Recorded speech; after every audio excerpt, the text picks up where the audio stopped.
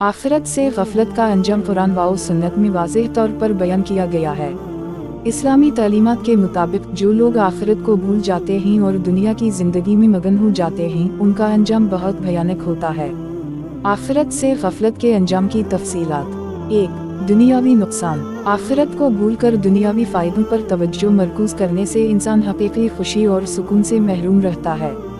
2. रूहानी नुकसान। अल्लाह की याद और इबादत से गफलत इंसान के रूहानी ताल्लुक़ को कमज़ोर कर देती है। 3. अखरूए नुकसान। आखिरत में अज़ाब का सामना। कुरान और अहादीस के मुताबिक जो लोग दुनिया की ज़िंदगी में अल्लाह की याद और आखिरत की तैयारी से गाफिल रहते हैं इन्हें आखिरत में शदीद अज़ाब का सामना करना पड़ेगा।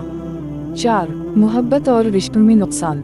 दुनियावी ख्वाहिशात की पैरवी में अक्सर इंसान अपने अजीज़ों और दोस्तों के हुकूक को भी भूल जाता है।